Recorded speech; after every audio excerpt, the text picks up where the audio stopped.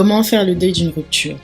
Est-ce qu'actuellement tu vis une rupture amoureuse difficile, ou alors une rupture amicale, ou alors une rupture peut-être familiale qui a pu te chambouler, qui a pu te choquer? Est-ce que tu es dans une posture actuellement où tu ne sais pas comment t'en remettre, tu ne sais pas comment prendre les choses, tu ne sais même pas comment peut-être avancer? Si c'est ton cas, cette vidéo est pour toi.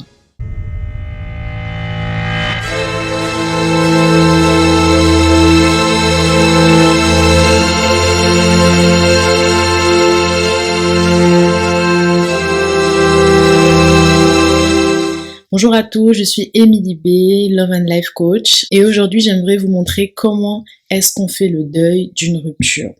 Il y a ce qu'on appelle les 5 étapes du deuil. Ça s'applique bien évidemment au deuil, mais ça s'applique aussi aux ruptures amoureuses, aux ruptures amicales, comme je l'ai dit tout à l'heure.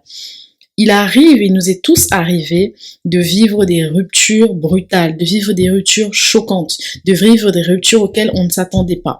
Alors il peut arriver de vivre des ruptures qui se passent bien, qui se passent de manière cordiale, qui se passent de manière respectueuse, parce qu'on ne peut pas y échapper, malheureusement ou heureusement aussi. Nous ne sommes pas faits pour forcément vivre ensemble toute notre vie. Il y a des relations qu'on noue pour un certain temps et qui ne sont pas faites pour durer. Mais le plus important, c'est de pouvoir vivre ces ruptures, de pouvoir vivre ces séparations de la meilleure des manières afin qu'il n'y ait pas de blessures engendré et occasionné par la suite. Mais si actuellement tu vis un chagrin d'amour qui est le cas le plus compliqué, qui est souvent le cas le plus difficile à accepter et qui est le cas le plus douloureux, la première des choses qu'on vit lors d'une rupture amoureuse, c'est le choc, c'est le déni. Bien évidemment, on peut s'entendre, vous pouvez vous entendre pour vous séparer, mais très souvent, ça vient de l'un des deux parties. L'un des deux parties va vous dire, voilà, je n'ai plus envie d'être avec toi, ou vous allez peut-être la prendre d'une autre manière parce que tout le monde n'est pas courageux, malheureusement. Tout le monde n'est pas respectueux, malheureusement. Donc, il y a des personnes qui ne vous le diront pas, mais vous allez la prendre d'une manière saugrenue, d'une manière irrespectueuse, d'une manière choquante, et ça fait partie de la vie. Le plus important, c'est de savoir comment en sortir. Donc, la première des choses, c'est que vous vous retrouvez dans le choc. Et ce choc-là est tellement parfois brutal que vous développez une sorte de déni. Vous vous dites, non, c'est impossible, ça doit certainement être une plaisanterie, ça doit certainement être une blague, ça doit certainement être un coup monté, ou alors il y a quelque chose que j'ai pas bien compris, ou alors il y a quelque chose que j'ai pas bien vu. Parfois, même, on en vient à douter de ce qu'on voit. Pourquoi? Parce que le cerveau n'était pas préparé. L'âme n'était pas préparée à recevoir une telle information et parfois, malheureusement, de la pire des manières. Mais par la suite, on va ensuite rentrer dans une étape qui est l'étape de la colère.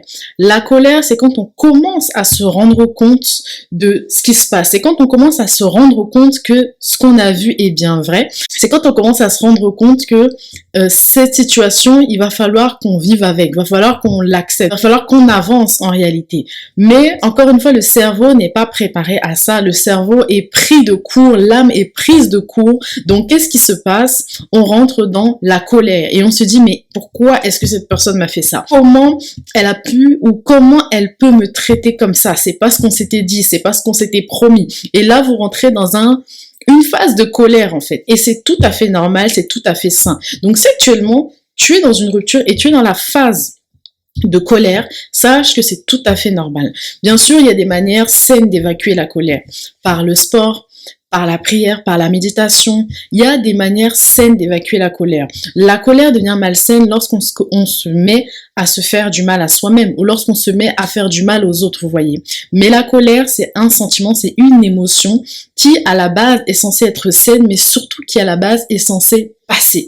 Donc la colère, ça se vit et ça s'extériorise, comme tout sentiment ou comme toute émotion négative.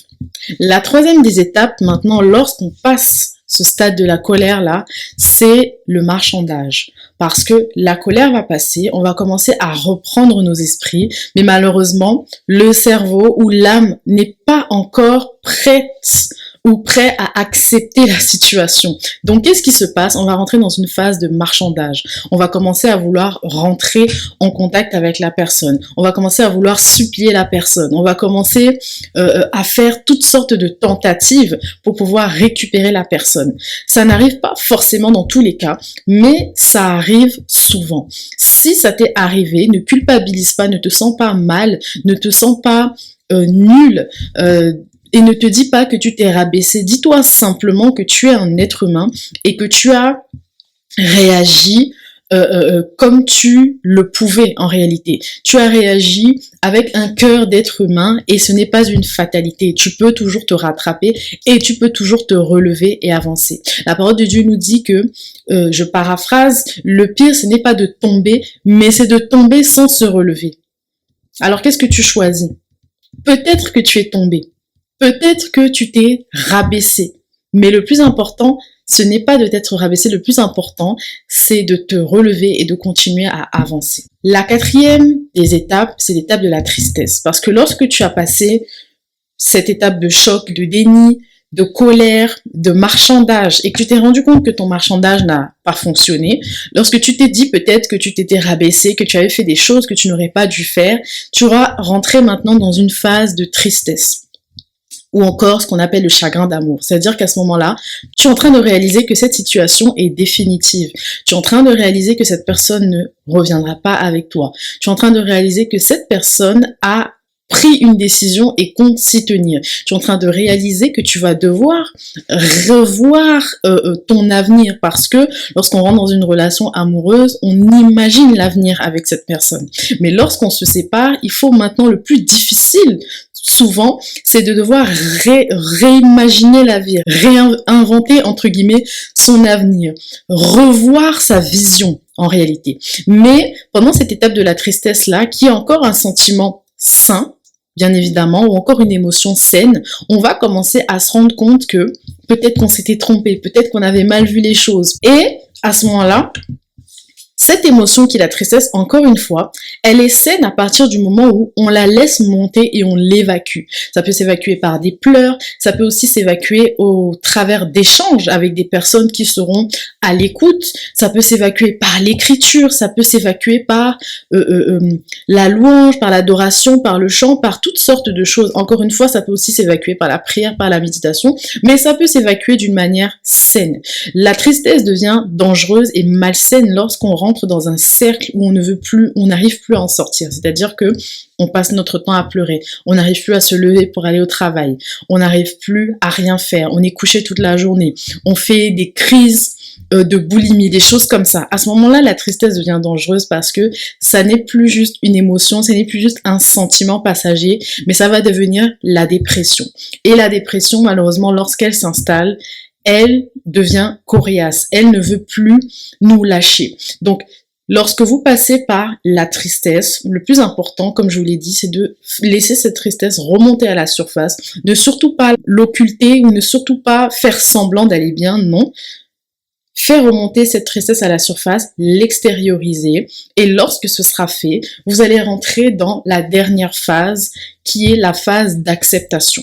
À ce moment-là, vous allez accepter que cette relation n'était peut-être pas faite pour vous, vous allez accepter cette rupture, et vous allez commencer à réorganiser votre vision, vous allez commencer à réorganiser votre futur, votre avenir, vous allez commencer à avoir de l'espoir, vous allez commencer à voir les choses sous un meilleur angle et vous allez certainement même vous dire que si cette personne est partie, c'est pas parce qu'elle était forcément mauvaise, bien que ça puisse être le cas, mais c'est parce qu'elle n'était pas la bonne personne pour vous.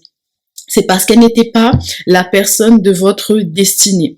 Tout simplement. Et lorsque vous comprenez ces choses-là, en fait, vous prenez les choses, vous prenez la vie avec beaucoup plus de philosophie.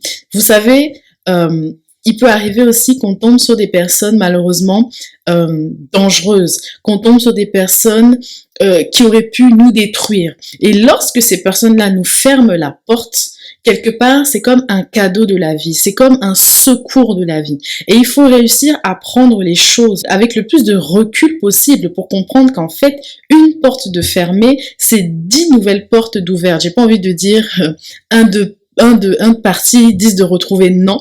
Mais j'ai envie de dire que lorsque on a un refus dans la vie, même de manière globale, de manière générale, c'est parce que on a d'autres opportunités plus adaptées à nous. On a d'autres opportunités qui nous attendent. Alors j'ai envie de te dire, si tu es actuellement dans cette déception amoureuse, si tu es actuellement dans cette rupture amoureuse et que tu commences à vouloir reprendre goût à la vie, mais tu ne sais pas par où commencer. Tu n'arrives plus à réorganiser ta vision. Tu as peut-être eu des blessures, peut-être que c'était une relation toxique, peut-être que c'était une relation qui te détruisait.